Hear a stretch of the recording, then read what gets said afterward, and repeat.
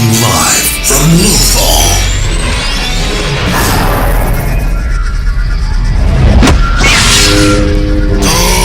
Good morning, Lothal. It's the Unofficial Star Wars Rebels podcast. Hello, everyone, and welcome back once again to Good Morning Lothal, the Unofficial Star Wars Rebels podcast. I'm Pete Salas, along with Rolando Zamora. How are we doing, Rolly? I'm great, Pete. How are you doing?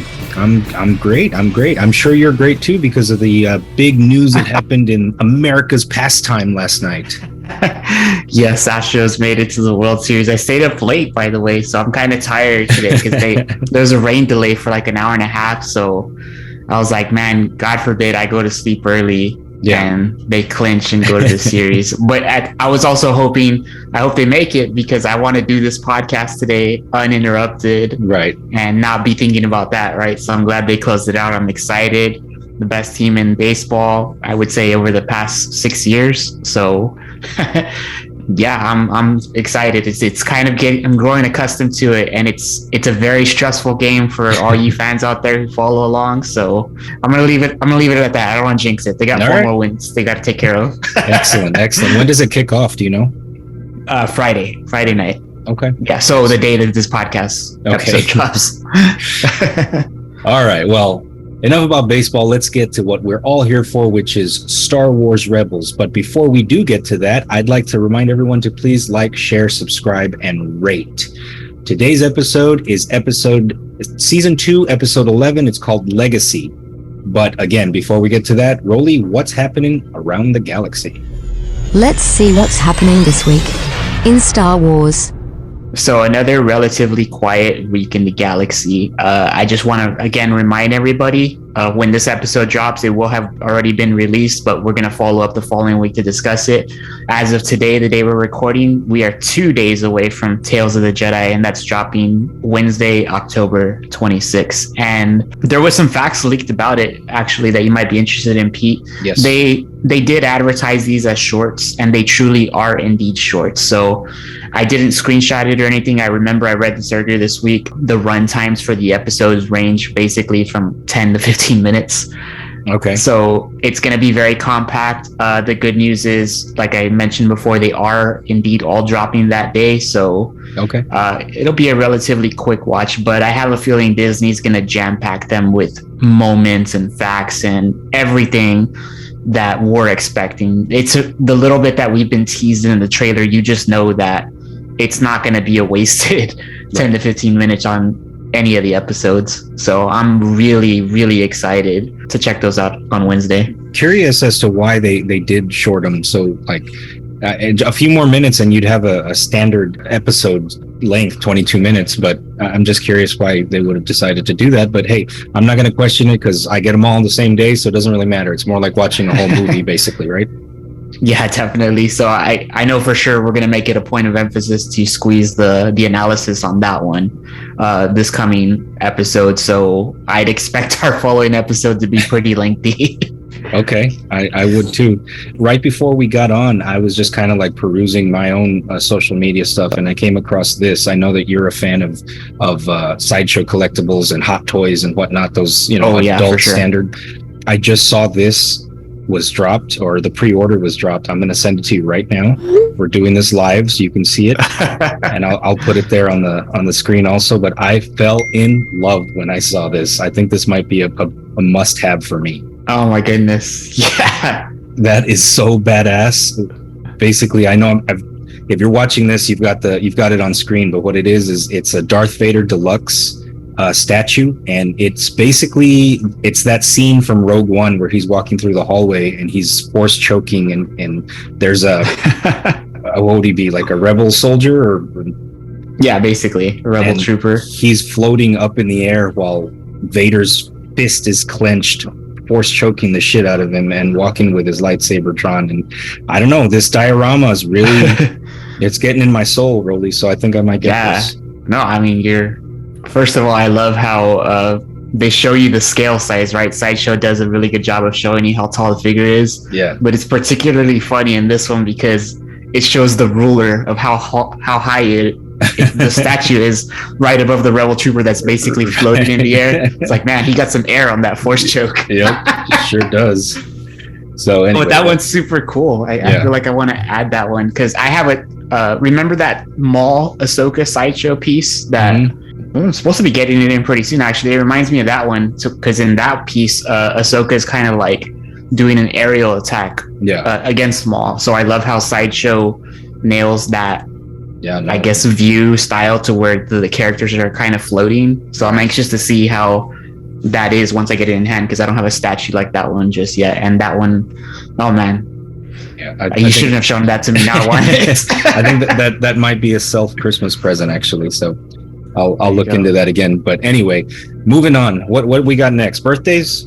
Oh man, we got all-star birthdays this week, you guys. As I was writing these down, I was like, are you kidding me? It's just like home run after home run here.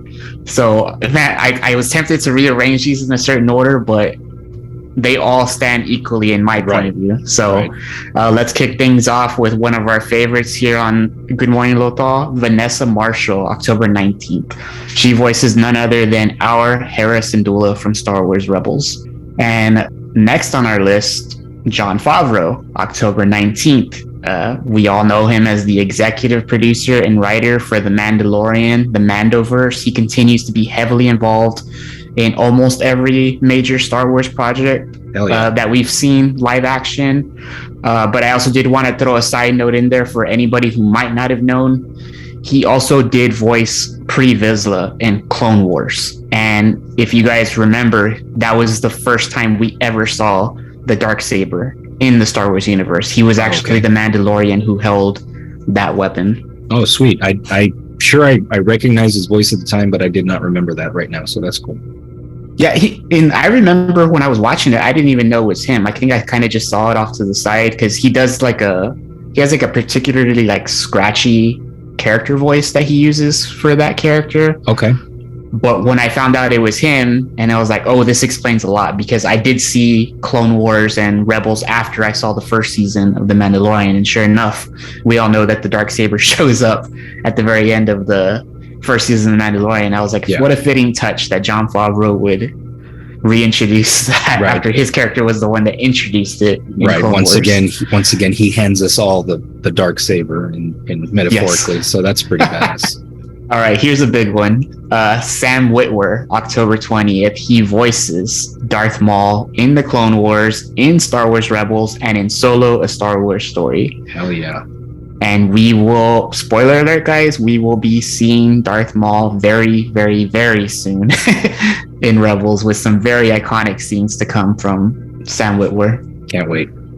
Okay, I'm gonna rearrange this one because I want to make it special for the ending. Okay. We're gonna go with Emilia Clarke, October 23rd. She plays Kira in Solo: A Star Wars Story. I'm sure a lot of fan favoritism for her out there because of, I'm sure there's crossover from Game of Thrones fans like I was. I was fortunate to meet Emilia Clarke at her very first con. I got a Game of Thrones item signed. I kind of wish I had paid extra and gotten the Star Wars item signed also. Okay. But nonetheless, awesome character. I really hope that we get Kira back at some point. And because there was that, that follow-up that she ended up being Darth Maul's apprentice. And man, I feel like we just can learn so much more about Kira. Right. Just from that aspect alone. Like, give her a spin-off, give her something. Yeah, no, absolutely. And just for the record, she played Daenerys, the mother of dragons, Khaleesi in Game of Thrones. So yes, she is nerd royalty, as we like to call them around here. When you double dip in different franchises. Yeah, for sure. And then speaking of royalty, true royalty in the Star Wars universe, our princess, Carrie Fisher, born October 21st. And of course, she plays none other than Princess Leia in the Star Wars original trilogy and sequel trilogy. Yep. So happy birthday to all of our Star Wars All-Stars this week. It was we are celebrating. A lot of third week of October Star Wars babies. So that's awesome, man. Yep. Happy birthday to everybody. Okay, so moving on, here comes what's quickly becoming my favorite part of the show, where you and I discuss Andor. So hit me with it. This was episode 7. It was called Announcement. So let's just start off with some general discussion. I want to make a comment because I had a very deep dive discussion with my buddy regarding Andor. Okay. He just proceeded to confess to me. He was like, I hadn't seen it yet. I think I saw it late Wednesday night. And he told me, I gotta confess something to you. I just assumed that Andor, this was gonna be the episode where it falls on its face. Okay. Because there's typically like a middle episode where it's like the show's running too strong. It's got to cool off a bit. Mm-hmm. And I'm expecting it to be this one. And then he proceeds to tell me how that was not the case at all. Okay. Good, and it just continued to keep running like a freight train nonstop, even though, like I mentioned before, this is the first episode of a new arc. Episode 7 is called The Announcement. Right. And I saw it and I was just like, man, like I'm still at a loss for words at how good this show is. We got so much new stuff to talk about in this episode. We had some character appearances from some people I did not expect. And yeah, what were your thoughts on the episode, Pete? Well, like you said, yeah, it's the first part of a 3-arc structure. So I was expecting a little bit slower kind of a build. That's what I said last week, which is like we introduce where this arc is going. The second episode is usually the building towards something, and then the third arc is obviously the final act. But coming back to this one, there was a lot of stuff that happened in this one that it really tied. It keeps, every time I think like, okay, I've got a handle on what the show is and where it's going, it pivots and it gives me this whole other perspective of it, and that's what I'm really digging about this show. Yeah, I loved, just to kind of get into some details here now, right off the bat, when that character walks into the Imperial ISB room, and I was like, is that Yularen? And I don't think that they say his name. Right. I don't know, I'd have to go back and rewatch it, but everybody online is like, it's Admiral Yularen. Why would they cast somebody that looks like the guy and it not be the guy? And sure enough, I guess it was confirmed that it was him. So we do get a taste of him later in Rebels, where you do see him as full-blown Imperial, but seeing him in live action, I was just like, man, he looks exactly like the guy from the cartoons. Yeah, it's got to be him. Yeah, so I thought that whole scene was really cool. I love how that scene is basically validation for Dedra, who was basically trying to tell the entire ISB that this rebel activity wasn't fluke cells. This was all calculated. And sure enough, like, now the Empire is aware. The beginnings of this rebellion are starting to make a big splash, and now the Empire is going to start punishing rebel cells for rebellion. Right. So love that scene. And what other scenes did you like from this episode, Pete? Well, before anything else, I'm catching a kind of a twinge of like maybe sympathy for the Empire in your voice. I don't know, maybe. It's funny you say that, because that's also a conversation that I've had with a buddy of mine, because I love the character development that they're having with Dedra. Mm-hmm. It's just somebody that is on the wrong side, but you're rooting for her because she's the only like smart person in the room. So it's like you want her to succeed, even though you know she's doing it for, you know, her allegiance is, right? Yeah, the evil side. Mm-hmm. But on a personal level, you want her to succeed. So it's either going to be one of two things for her, as far as I'm concerned.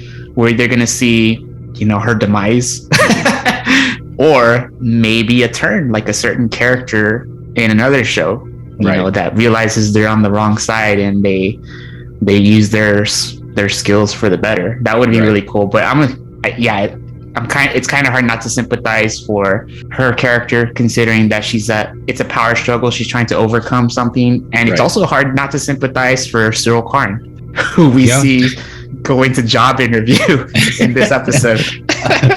Once again, another scene with his mother in the cereal and whatnot. Like, oh my God, it's just that image of him sitting there just so defeated and just like, oh my God, I'm back at home. I've got nothing left with his overbearing mother. It's just awesome. Yeah, and I love how he straight up confesses at his job interview how he was basically punished for looking into rebels that offed his coworkers. Right. And the interviewer's just like, you know, maybe we just leave that off the resume.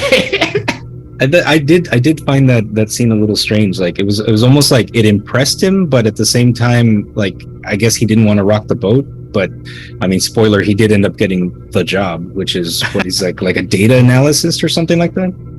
Yeah, basically, he's working with like weights and measurements in the Imperial, in the Empire. There was a great scene between Lothal and Mon Mothma, excuse me, at his shop, where basically she learned about what happened in Aldhani, and she went to confront him and was like, "Was this your work?" And of course, they had to play it off because her driver was still there. So it's just like, keep smiling, just keep smiling, and look at this thing. But yes, it was me, and like that.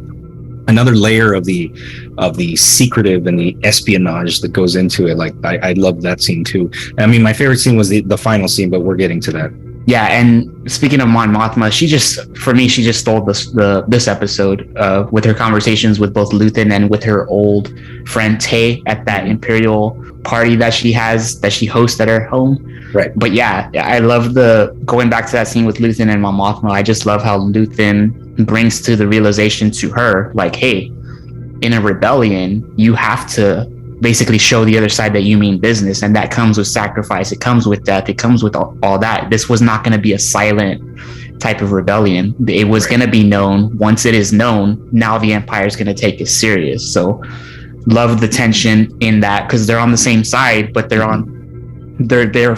also from two different points of view. And now I can kind of probably see where Saw Gerrera is going to start getting involved just based off of Luthen's comments. It seems like he would lean more towards Luthen's way of handling things. Right. And a couple weeks ago, I forgot what scene we were talking about, but you mentioned that like the parallels to real life, to things that are actually happening or that could happen to you in life right now. Like I felt that one at the party also, because, you know, I'm gonna just kind of tiptoe around this hot button issue, but like that's exactly how it is out there when you're at a party or a gathering with friends, and some friends don't agree with your own, you know, political agenda or your own political side. And it's just kind of like, you really have to tiptoe around it. And it's unfortunate, but it's true. And this scene really captured that, like, you know, where he said, you know, my thinking might not line up with yours, or however he worded it. And she was like, well, I think it might, you know, that kind of thing. You have to kind of talk in secret when you know that you've got an ally, so that you can actually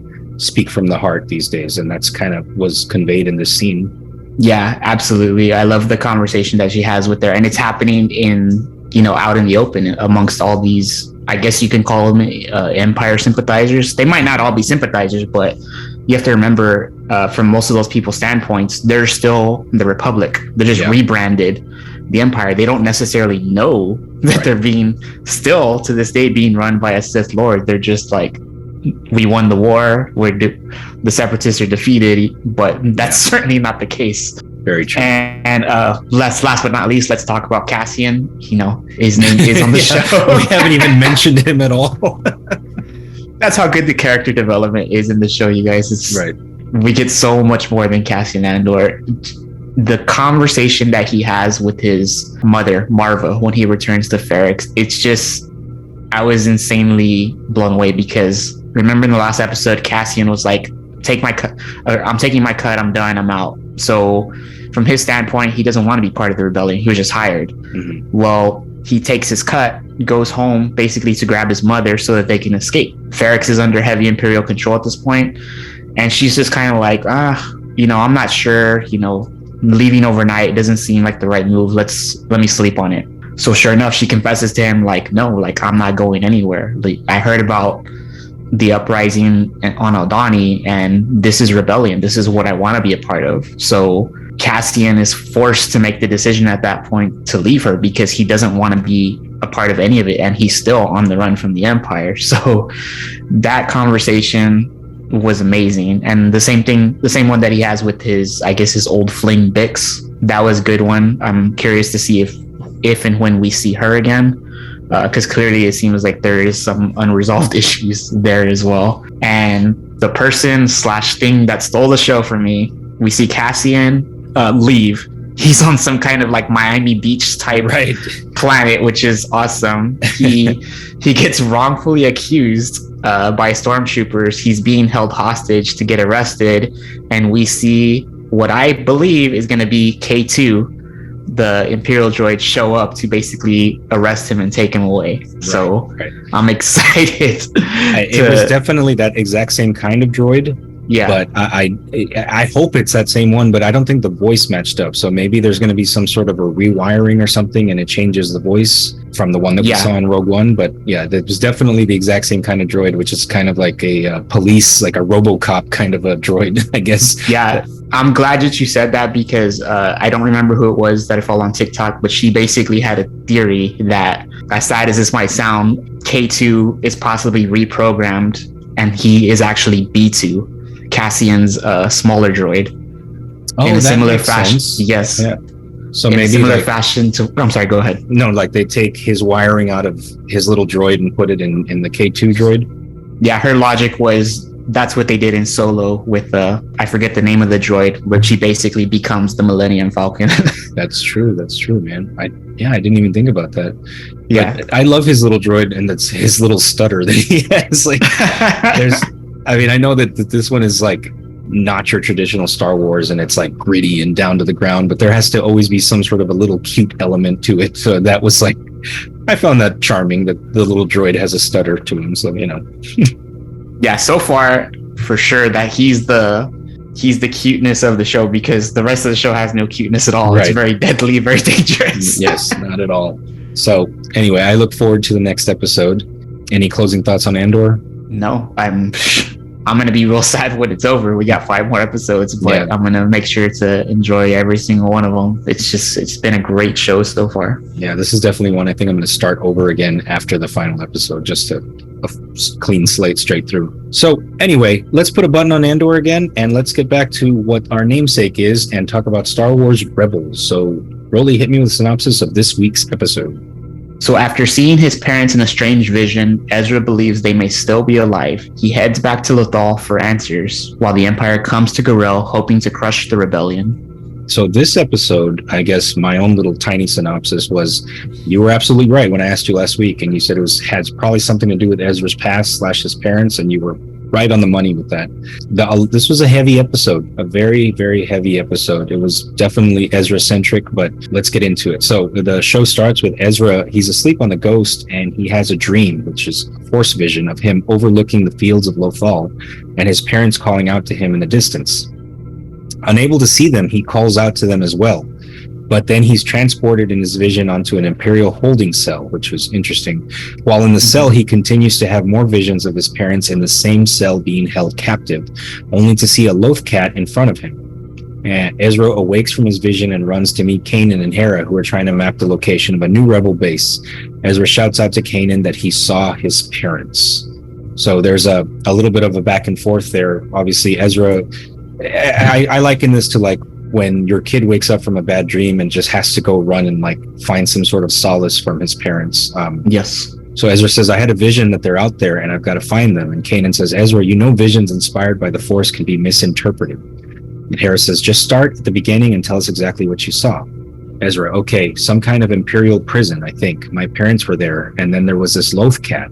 Kanan says, you never wanted to talk about your parents before. And Ezra says, that was before this vision, Kanan. It's so real. It was so real. You have to believe me. So Kanan says, I think it's time to show him. And at this point, there's some tension that looks building because like, show me what, basically. And Hera says, remember when Sibo told you he knew what happened to your parents? And Ezra says, yeah, but I didn't want to hear what he had to say.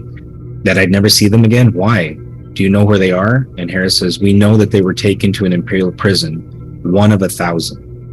And Kanan says, Sibo didn't know exactly where they were, but he had fragments of information which he'd been trying to piece together. And Hera says, we called in every favor with every smuggler, trader, and pirate we know, even asked Senator Organa to inquire with his sources, but we couldn't find them. I'm so sorry. And Ezra says, why didn't you tell me sooner? I thought the same thing. Kanan says, there was nothing to tell. Your parents were just gone. And Ezra says, Hera, thank you. So, very, very crazy opening scene. It was a while before the Star Wars Rebels logo came in. It was like they call this the cold opening in shows like that before the opening credits. So basically, yes, we see Ezra waking from a dream. He's freaking out. And now he finds out that these his pseudo de facto parents have been kind of hiding a secret from him, but as in those situations, you kind of have to sometimes. It's what's worse, like not telling them or giving them false hope. I guess that's up to your own interpretation. So Rolly, take it from there. So after that very powerful opening, in the first minute basically of Rebels, the scene cuts to an Imperial Star Destroyer, and that's where we find that the Inquisitors are discussing their findings from the previous episode, where Ezra confessed that the rebels are hiding out on Gorel. The Inquisitors are informing the Admiral about this information. So the Admiral begins to doubt the Inquisitors' information just based off of their past failures. But sure enough, Agent Callus walks in and confirms what the Inquisitors are saying. He says, "I have independently confirmed the Inquisitors' theory. There is a rebel presence on Gorel. They use multiple spaceports to hide their ships. Quite clever." And the Seventh Sister very sarcastically chimes in, "You respect them, even though they represent your constant failure?"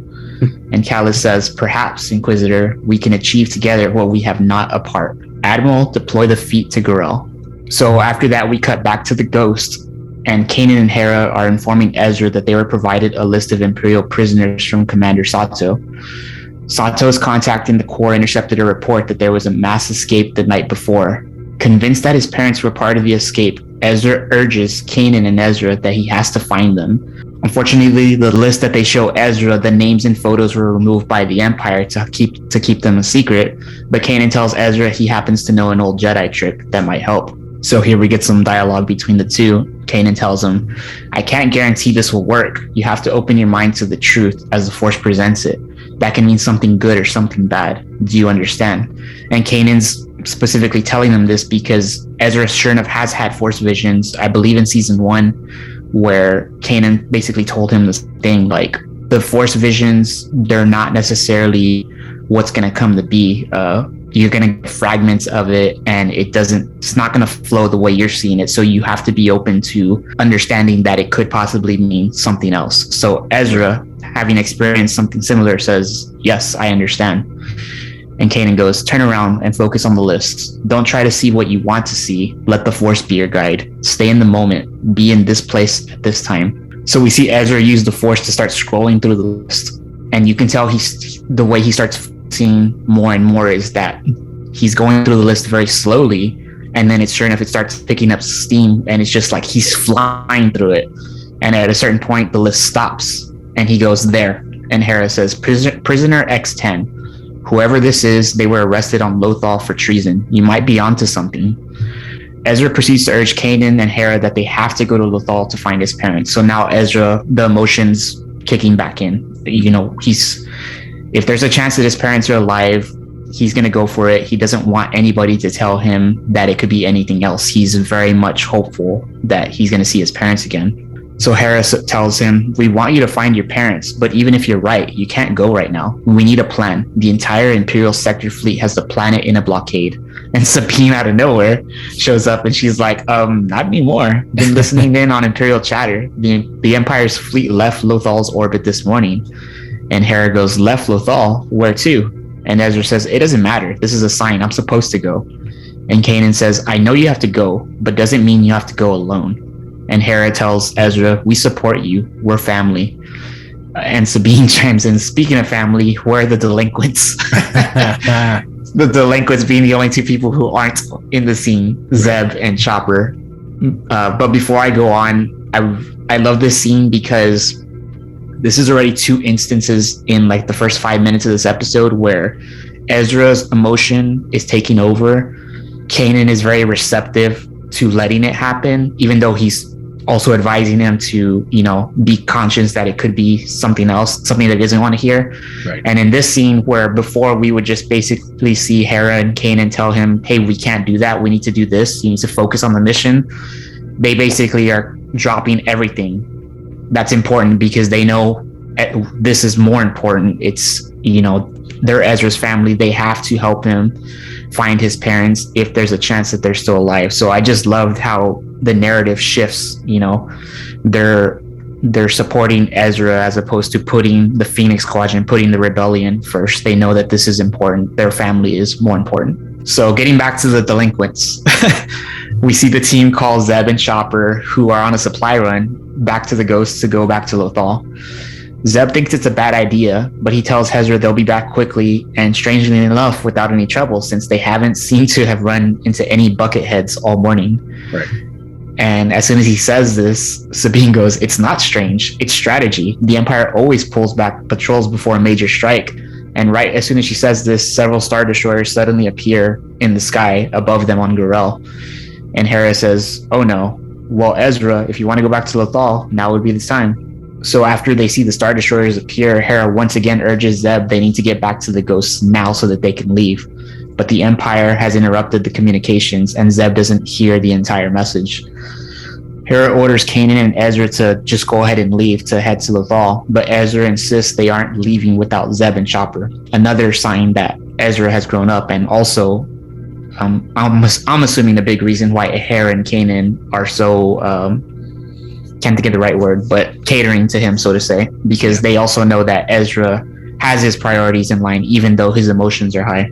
So Ezra and Kanan run to meet Zeb and Chop, who have already been seen by stormtroopers, and they're now engaged with them in a gunfight. Those stormtroopers are blasting at them, and also Agent Kallus shows up and proceeds to join in on the fight. And he's able to actually pin down the rebels altogether. And at one point, Chopper even, they ask Chopper for help, and he just takes off and hides even more so than they're hiding. Right. So Ezra, who's upset because basically the Empire is getting in the way of his mission, he charges at the troopers with his lightsaber in hand, disposes of them, disposes of Kallus. And as soon as he does this, the Inquisitors appear. And Ezra's basically like, I don't have time for this either. So he charges at them, which is very unexpected. But we're starting to see Ezra grow also in his saber skills after what he just did against the troopers. Kanan, however, recognizes the danger that Ezra's now crossing that emotional threshold where he's going to put his life in danger. And Kanan busts out his blaster and shoots the panel, which basically seals the doors between the Inquisitors and Ezra. So after this happens, Ezra gets instantly upset because he knows the Inquisitors are in my way. I'm trying to get to my parents, and you're interrupting me from disposing of them. So Kanan tells him, "Ezra, I know how important getting to Lothal is." And Ezra goes, "No, Kanan, actually, you don't know what this is like." And Kanan surprisingly admits, "You're right. I never knew my parents." And as soon as he says this, Ezra just gets immediately sad because he realizes, he doesn't know what Kanan has been through. And Ezra tells him, "Kanan, I'm sorry." And Kanan says, "No, it's okay. It's too late for me, but maybe not for you." And Zeb says, "It's going to be too late for all of us if we don't get back to the Ghost." So I love how we get the flashback there of, we have to remember that the Jedi are taken from their families and such at a very, very young age, to where basically they have no memory of their family. And if there was ever an opportune moment for them to see them, which isn't necessarily the Jedi way, but whatever, right? Let's put that fact aside. Kanan, sure enough, now was not going to get that opportunity. Everybody that he was close to, the Jedi Order, his master, Deepa Billaba, she's gone. And I would assume that he might not even know who his parents are to go look for them. But I'm assuming Kanan also has large assumptions that, similar to Ezra's parents, with the Empire in full control, you don't know who's out there, if there's the possibility of any form of family being in existence, particularly possibly ones that the Empire probably knows harbored a Force-sensitive child. So after this, we see Hera and Sabine prepare the Ghost and the rest of the Phoenix Squadron to leave Gorel. And as the rest of the crew arrives to the Ghost, the team deploys to the air, and they attempt to lead the Phoenix Squadron out of Gorel.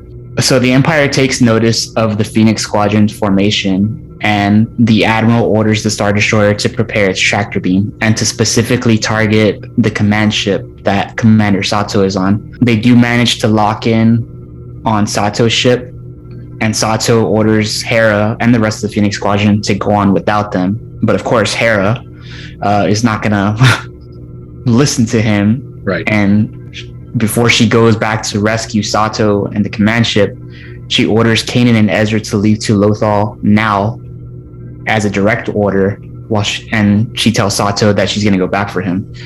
So Sabine advises Hera on how to take out the tractor beam on the Star Destroyer, kind of foreshadowing her how deep she was in the Imperial Academy, her knowledge of the Star Destroyers. Right. And the Ghost goes into attack position on the Star Destroyer. So the Ghost takes out the tractor beam successfully, and it frees Commander Sato's command ship, and the Phoenix Squadron is able to escape to hyperspace with their commander as well. Sabine asks Hera if they're going to head to Lothal to meet up with Ezra and Kanan, or if they're going to rendezvous with the fleet. And Hera replies to her that they're going to stay with the fleet. So after that scene, we cut to Ezra and Kanan, and they've just arrived back on Lothal on the Phantom. And Kanan tells Ezra that it's nice to see no Star Destroyers over Lothal for a change. But you can tell there's already a lot on Ezra's mind, because he knows what he's going into, and he knows the likelihood of him finding his parents. I think it's starting to sit in at this point. He was optimistic at first, but now he's like afraid of what he's going to find out. So Ezra proceeds to thank Kanan for everything him and the crew have done for him. You know, they've taken him in, they've treated him like family. And his confession in the Phantom, when he tells him this, that's what leads me to believe that reality is starting to set in for Ezra.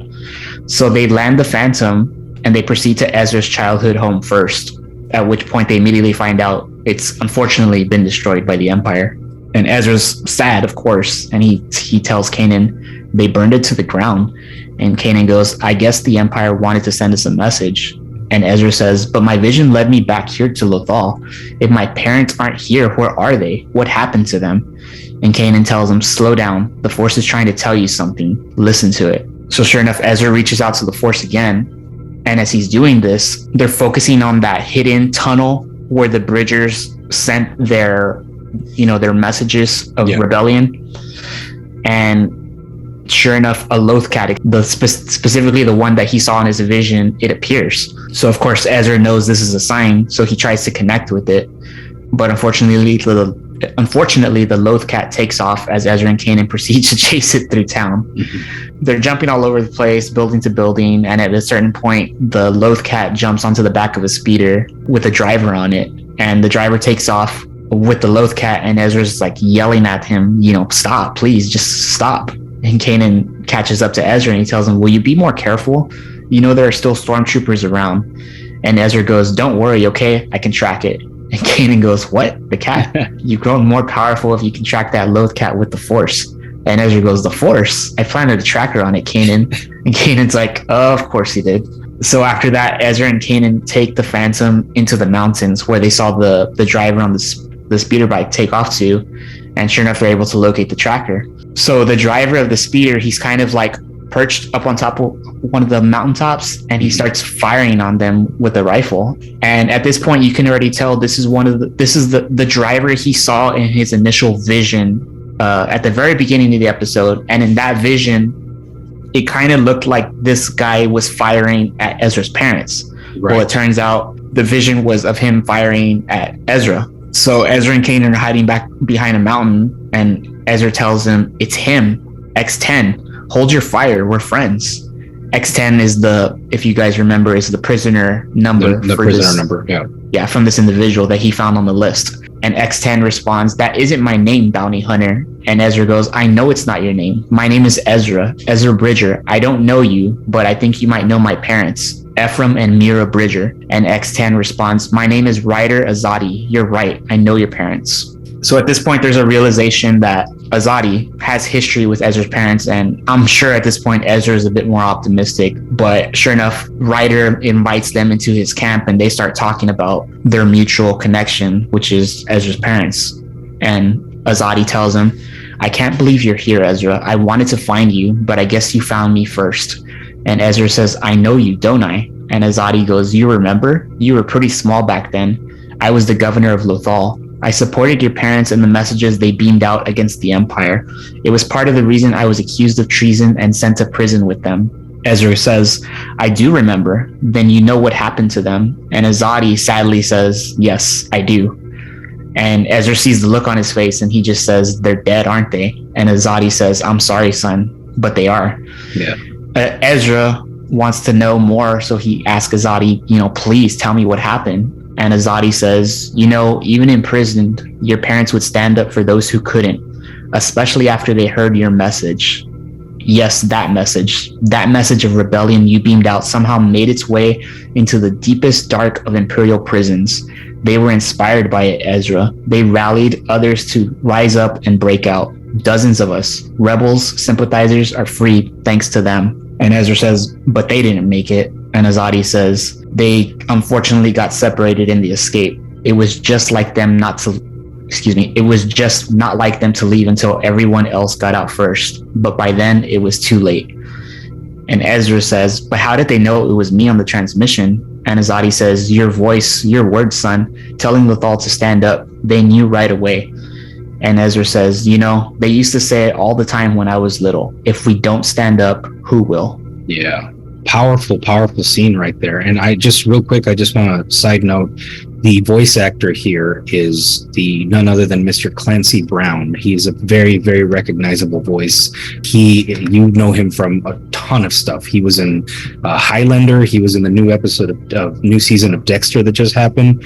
He's been Mr. Crab on SpongeBob SquarePants since, for 25 years or whatever it is now.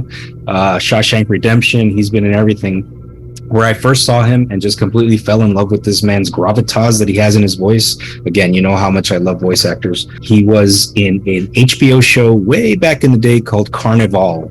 And he played this Baptist preacher, kind of a not sideshow, but like one of those tent revival preachers that was always preaching the end of the world and whatnot. He was fantastic in that show. I really want to revisit it now, but I just want to show some love to the voice actor here, Mr. Clancy Brown. So anyway, moving on. Yeah. So to kind of wrap up the episode, we see after this conversation, Ezra's now sitting outside Azadi's camp, and he's overlooking the twin moons on Lothal. And at that point, he has another force vision of him overlooking Capital City from his tower hideout, which is where he was when he was first found in the very first episode of Rebels, if you guys remember. So as he's standing over this tower, looking over the Capital City, sure enough, you see a hand reach out as he's, holding onto the railings, looking at it, and it's his dad. And now he's going to have a vision with his parents, and his dad tells him, it's beautiful, isn't it, son? And Ezra goes, yeah, it's so peaceful. And Ephraim Bridger tells him, that is all going to change when the Empire arrives. And Ezra says, but I don't want things to change. And then his mom shows up and says, they already have, Ezra. You have made us so proud. And his dad says, you're going to need to stay strong. Can you do that, son? And Ezra responds to him, yes, I can. And his mom says, remember, Ezra, without hope, we have nothing. And at that point, the flashback stops, and he's now back looking at the moons. And Kanan walks in and says, the moons are setting. It's going to be morning soon. And Ezra tells Kanan, I saw them, Kanan. My parents, they were right here. I can't explain how. And Kanan tells Ezra, the Jedi teach that life doesn't cease at death, but merely changes form in the Force. Your parents are alive inside you, Ezra. They will be, always. And I told you guys at the beginning, this was a powerful episode. Lots of it was a heavy, powerful episode. So we finally got the resolution, the finality, the closure, I guess, on what happened to Ezra's parents. Yes, they are unfortunately officially dead, but I'm really glad that he got to see them in his vision and actually communicate with them. So they weren't exactly Force ghosts because they were not Jedi themselves, but it was still, he has within himself the mental capacity to still speak to them because they live on through him. And I thought that was a beautiful, beautiful message and a great way to end this episode. Yeah, and I love how Kanan proceeds to tell him, like, basically to your point, Pete, how they're not going to be Force ghosts, but every living being still lives on through the Force, whether they're alive physically or, have passed on. And I think Yoda teaches that and says that in several occasions when he's teaching us about the Force. So it's really cool to, to see that here, to not only like have Kanan reiterated Yoda's teachings, but also for us to see it visually. This vision that Ezra is having at this point, it's not the same type of vision that he has at the beginning where it's foreshadowing something. No, the vision that he's having is in the present. His parents speaking to him are in the present. So it's like if the Force in that moment is speaking to him and him only. So super cool scene and amazing episode.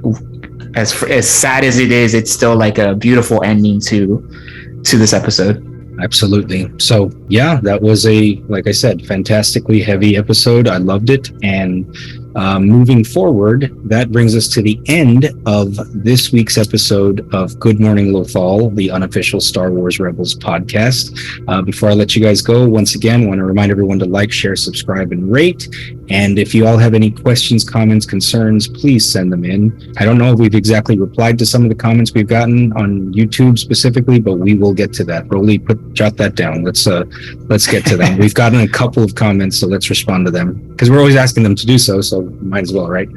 And again, anybody who listens traditionally, you can find us on all the podcast apps that are out there. And of course, if you're new to us, you can go back to radiolothal.com and check out the archive to find out more, just kind of backtrack and catch up with us. So anyway, next week's episode will be season 2, episode 12. It's called A Princess on Lothal. So I don't know which princess exactly they're referring to. Your little giggle there tells me that you might already know who it is. So yeah, I think that basically ensures you guys that you're going to get a slam dunk awesome episode next week. Okay, so moving forward, I want to thank everybody for watching, for joining us. I really appreciate you guys. Just a heartfelt thank you to everyone who listens. And if nothing else, then this has been your host, Pete Salas, along with Rolando Zamora, saying, may the force be with you all, always. Goodbye from Lothal.